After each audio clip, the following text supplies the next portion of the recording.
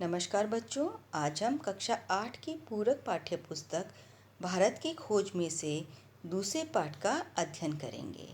इससे पहले वाले वीडियो में हम लोगों ने दूसरे पाठ का एक बिंदु का अध्ययन किया था। उसका नाम था भारत की अतीत की झांकी। आज हम तलाश जो दूसरा पाठ है उसके दूसरे बिंदु का अध्ययन करेंगे। नाम है भारत की शक्ति और सीमा।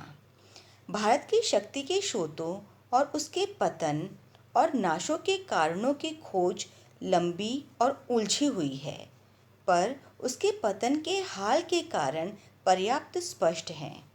भारत तकनीकी के दौर में पिछड़ गया और यूरोप, जो तमाम बातों में एक ज़माने में पिछड़ा हुआ था, तकनीकी प्रगति के मामले में आगे निकल गया। अब लेखक बताते हैं कि भारत की जो शक्ति है उसका पतन क्यों हुआ, क्यों नाश हुआ। ये जो बात है इसको खोजना वाकई बहुत लंबा और उलझा हुआ कार्य है, पर वर्तमान में भारत इतना पिछड़ा हुआ क्यों है, इसके पतन का कारण स्पष्ट दिखाई देता है। कारण है भारत तकनीकी दौर में पीछे रह गया और जो यूरोप था, जो उस ज़माने के अंदर तमाम बातों में पीछे था भारत से, वो तकनीकी प्रगति में भारत से कहीं आगे निकल गया। इस तकनीकी विकास के पीछे विज्ञान की चेतना थी तथा हौसलामंद जीवनी शक्ति और मानसिकता थी। नई तकनीकों ने पश्चिमी यूरोप के देशों को सैनिक बल दिया और उसके लिए अपना विस्तार करके पूर्व पर अधिकार करना आसान हो गया। यह केवल भारत की ही नहीं, लगभग सारे एशिया की कहानी है। अब लेखक बताते हैं कि तकनीकी विकास के कारण जो है वो तकनीकी विकास क्यों हुआ यूरोप का, क्योंकि उनमें विज्ञान की चेतना थी, हौसला था। उनकी मानसिकता जो थी अर्थात मन से सोचने की जो क्षमता थी वो काफ़ी अधिक थी। इस कारण से उन्होंने प्रगति कर ली और सैनिक बल बढ़ा लिया अपना। और सैनिक बल बढ़ाने के कारण वो पूर्व की तरफ अधिकार करने लग गए अपना साम्राज्य बढ़ाने के लिए। सिर्फ भारत पर ही नहीं बल्कि लगभग पूरे एशिया की यही कहानी बनी हुई थी। ऐसा क्यों हुआ, इस गुत्थी को सुलझाना ज़्यादा मुश्किल है, क्योंकि पुराने समय में तो भारत में मानसिक मानसिक सजगता और तकनीकी कौशल की कमी नहीं थी, किंतु बाद की सदियों में उत्तरोत्तर गिरावट का आभास होने लगा है। अब लेखक क्या बोलते हैं कि ऐसा क्यों हुआ, इस गुत्थी को सुलझाना मतलब इस बात को बताना वाकई मुश्किल कार्य है, क्योंकि प्राचीन समय के अंदर तो भारत की जो मानसिकता थी, उसकी सजगता अर्थात जागरूकता जो थी वो तकनीकी कौशल में पीछे नहीं थी, अर्थात काफ़ी अच्छी थी। लेकिन बाद में सदियों के साथ साथ में उत्तरोत्तर का अर्थ है लगातार उसमें गिरावट जो है वो देखी गई है।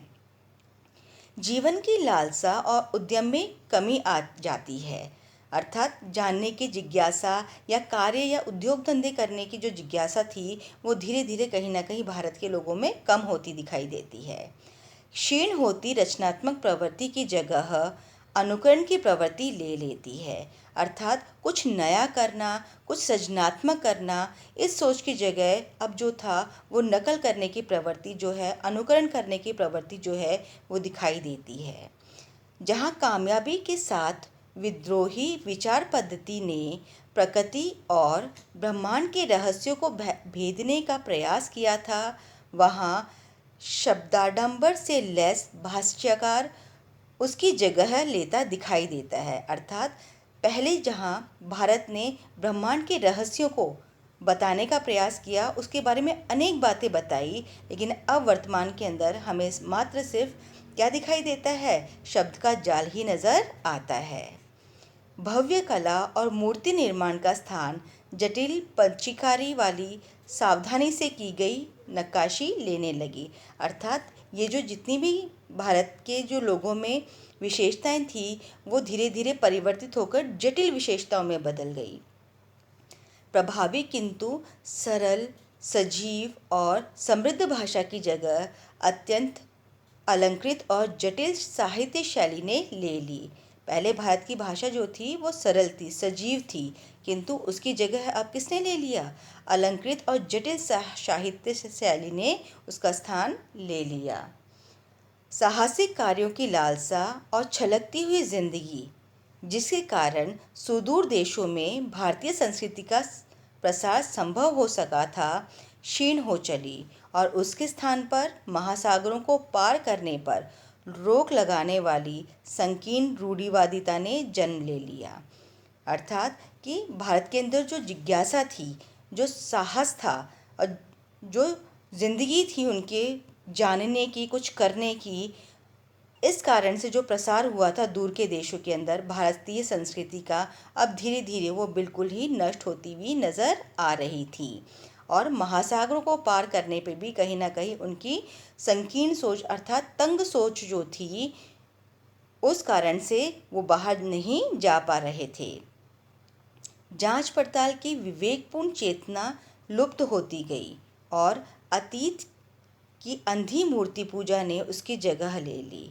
अर्थात जहाँ पहले सोच समझ के कार्य किया जाता था, विवेकपूर्ण कार्य किया जाता था, अब उसका स्थान जो था वो मूर्ति पूजा ने ले लिया। अतीत के संकट भार ने उसे कुचलकर रख दिया और वह एक तरह की मूर्छा से ग्रस्त हो गई।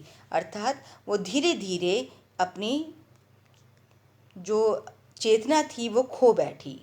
मानसिक जड़ता और शारीरिक थकावट की इस हालत में भारत का ह्रास होने लगा। वह गतिहीन और जड़ हो गया, जबकि विश्व के दूसरे हिस्से प्रगति के पथ पर बढ़ते रहे। अब लेखक कहते हैं कि ये जो सोच थी हमारी, अनुकरण की सोच जो थी, इसने कहीं ना कहीं हमारे शरीर को थका दिया, हमें जड़ बना दिया और इस कारण से हमारे भारत का, हमारे देश का जो ह्रास था वो होने लगा, वो नीचे गिरने लगा और वो गतिहीन हो गया। और उसी समय विश्व के बाकी जो हिस्से थे वो प्रगति के पथ पर आगे बढ़ रहे थे। किंतु यह स्थिति पूरा और पूर्णतः सही सर्वेक्षण नहीं बताई जा सकती। यदि केवल जड़ता और गतिहीनता का एक रस और लंबा दौर रहा होता तो उसका नाता अतीत से पूरी तरह टूट जाता। अब लेखक बताते हैं कि अगर सिर्फ भारत ने कुछ भी नहीं किया, वो जड़ हो गया था, तो ये सर्वेक्षण का सही रूप नहीं है, क्योंकि अगर वो जड़ हो जाता, गतिहीन हो जाता, तो उसका अतीत से नाता बिल्कुल टूट जाता, मतलब बिल्कुल अलग हो जाता, पृथक हो जाता। एक युग का अंत और उसके ध्वंसावशेषों पर किसी नई चीज़ का निर्माण होता। इस तरह क्रमभंग नहीं हुआ और भारत में निरंतरता बनी रही। अर्थात ये कि हम लोगों ने कहीं ना कहीं पुरानी चीज़ों को नई चीज़ों से जोड़ने का कार्य किया, उसमें हमें क्रमभंगता दिखाई नहीं देता, तो हमारा जो भारत था उसमें निरंतरता जो थी वो बनी रही थी। इसके अलावा समय समय पे पुनः जागरण के दौर आते रहे, अर्थात लोगों को जगाने का दौर जो था वो भी बीच बीच में चलता रहा। नए को समझने और उसे अनुकूल बनाकर कम से कम पुराने के उस अंश के साथ जिसको रक्षा करने लायक समझा गया, उसका सामंजस्य करने के प्रयास साफ दिखाई देते हैं। अर्थात जो हमारा अच्छा अंश था उसको हमने अपने आज के वर्तमान में अपनाने का प्रयास किया, अपने पुराने विचारों को नए विचारों के साथ में जोड़ने का प्रयास किया।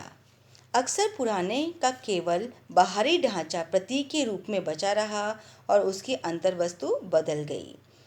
ऐसी लालसा जो लोगों को उस लक्ष्य की ओर खींचती है जो पूरी तरह सिद्ध नहीं किया जा सकता, और साथ ही प्राचीन और नवीन के बीच सामंजस्य स्थापित करने की इच्छा बराबर बनी रहती है, इसी लालसा ने उसे गति दी और उन्हें पुराने को बनाए रखने के साथ साथ नए विचारों को आत्मसात करने की समर्थता दी। अर्थात ये कि ये जो लालसा थी हमारे अंदर जानने की, साथ ही साथ अपने लक्ष्य को प्राप्त करने की, इसने हमारे प्राचीन विचारों को और नए विचारों के बीच में तालमेल बिठाने का प्रयास किया और उसको हमने कहीं ना कहीं हमारे आत्मा के अंदर, अपने विचारों के अंदर आत्मसात कर लिया। तो बच्चों, आज हम लोग यहीं तक अध्ययन करेंगे, भारत की शक्ति और सीमा तक। अगले बिंदु का अध्ययन हम अगले वीडियो में करेंगे।